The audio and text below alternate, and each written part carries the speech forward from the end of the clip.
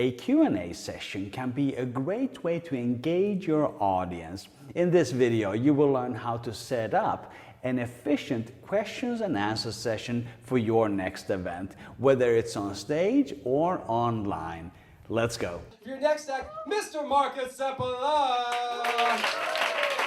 Over the past 13 years, I've been doing public speaking and organizing events, and in this video, I'm going to share my best practices for executing a Q&A session. Specifically, I'm going to cover how do you prepare your audience, how do you prepare your venue, and what are the tools you can use for managing questions in a Q&A session. Stick around to the end of the video where I'm going to share a bonus tip that's going to set your Q&A session apart from almost every other Q&A session you've seen. Let's begin by preparing your audience for the Q&A session. And here they need instructions. Often what can happen in a Q&A session is that an audience member starts telling us about their day or about their own theory. But that is not what the Q&A session is about. The instruction I recommend you give them is something like this. In a moment, we're going to start our Q&A session. That means that you have an opportunity to ask questions. Just make sure that what you ask is actually a question. It should not be longer than 20 seconds, and you should be able to put a question mark after it. Don't share your own theory and don't tell me about your day. Something like that. And you can keep it a little bit light, but the point is that you should make clear to them that it should be short and to the point when they ask the question. When it comes to setting up your venue for a Q&A session, there are different ways you can do it. You can pass around a microphone or you can have people yell things out from the audience, but these are not the optimal way to handle a Q&A session. I recommend that you place a dedicated microphone somewhere in the room, and the people who want to ask a question, they should go line up at the microphone.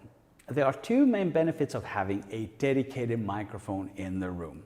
The first one is that the person asking the question has to be in a central place, and that means that all eyes are on them. And that could create a little bit of social pressure, which is going to help them follow the rules. They're going to stay short and they're going to stay civil. The second benefit of a dedicated microphone is that you get a feeling for how many questions there are, because you're going to ask people to line up at the microphone. So if you see that there's 10 people lining up and you kind of know how long the session is going to be, you could even say, okay, we're going to do these 10 people and no more. Likewise, if you don't have enough people asking questions, you can plan for that as well. And you can either cut your session shorter or you can use one of your backup plans. I actually talked about planning for these eventualities in part number 1 in this series. Have a look in the links in the description below. When you explain the rules of the Q&A at the beginning of the session, also remember to tell them that they actually have to walk over to the dedicated mic stand if they want to ask a question. Hit the like button if you already got some value from this video. Now, the reason why I don't recommend having a mic that gets passed around in the audience is that it takes time. By having a dedicated microphone, you're not wasting time on passing the mic around. But there is an exception to this, and this is something that I've seen at a couple of conferences where you actually have a throwable microphone. It's like a little pillow with a built-in microphone and a wireless connection, and you can throw it across the room or across the tables. And this is a fun idea because it also introduces a little bit of levity, and you could almost see it as a game who can throw the microphone the furthest, whatever it may be. It's a pretty cool way to create some nice, relaxed interaction between the audience members. Both of these solutions, whether it's a mic that gets passed around or a dedicated microphone, they solve a couple of very important problems. When you have somebody just shouting out the question from the audience, the speaker will probably have to repeat them because the other audience members did not hear it. By having a dedicated microphone of some kind, you avoid that problem. The second problem that you're solving is that if you are recording your show, by having a dedicated microphone for questions, those questions will also be properly recorded in your recording. Hit the like button if you got some value from this video. One thing that's becoming more and more popular is to use tools for gathering questions for the Q&A session. It could be a tool like Slido, for example, where people can go on their phone and ask their questions.